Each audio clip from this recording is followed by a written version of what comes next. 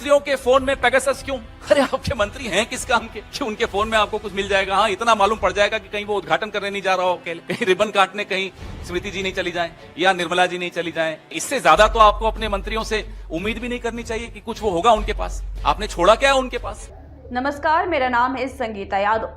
दोस्तों, मोदी सरकार पर अपने ही मंत्रियों की जासूसी कराने का आरोप लगाते हुए पवन खेड़ा ने खुलासा किया कि मोदी सरकार अब नए सॉफ्टवेयर खरीदने की तैयारी में है।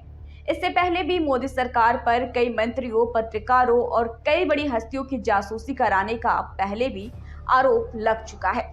पेगासस मामले में कई लोगों ने अपने फोन में पेगासस से जासूसी कराने की बात मानी थी और आरोप भी लगाया था।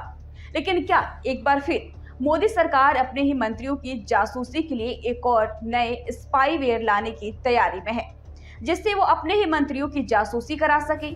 पवन खेड़ा ने मोदी सरकार को लेकर अपने ही मंत्रियों की जिस सॉफ्टवेयर से अपने ही मंत्रियों की जासूसी कराने की बात कही है, इसका नाम कोग्नाइट सॉफ्टवेयर है।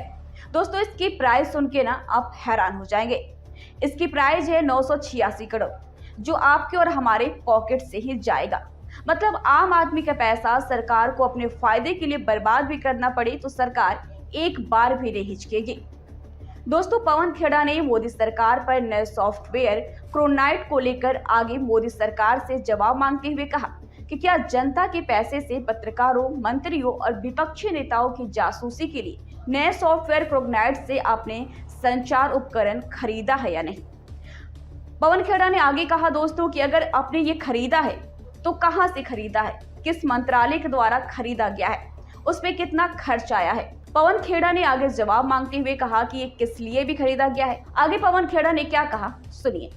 ये जो साहब नया उपकरण खरीद रहे हैं, स्पाईवेयर खरीद रहे हैं, उसके बारे में अमेरिकन लॉ सेंटर एक लॉ कंपनी है, वो क्या कहती है मैंने आपको पढ़ के सुनाया।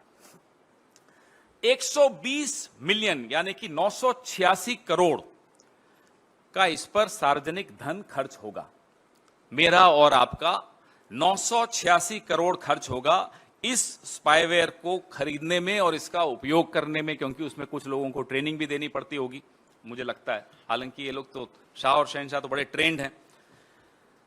हम यह जानना चाहते हैं, सरकार से पूछ रहे हैं कि क्या कोग्नाइट से कुछ संचार उपकरण आप लोगों ने खरीदे हैं तो किस मंत्रालय द्वारा खरीदे गए हैं, उस पर कितना खर्च आया है?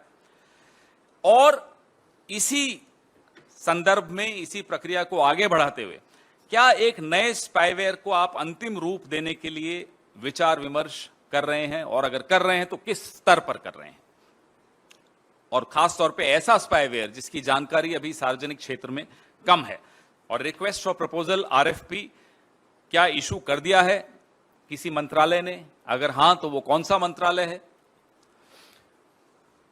स्पाईवेयर की रेस में अलग अलग 2-3 कंपनियां हैं, जो जानकारी मीडिया से ही माध्यम से ही मिली है। लेकिन जो कोग्नाइट है, इसको मेटा द्वारा व्यापक दुरुपयोग पाए जाने के बाद नॉर्वे के सॉवरेन वेल्थ फंड द्वारा इसके स्टॉक को डंप कर दिया गया है।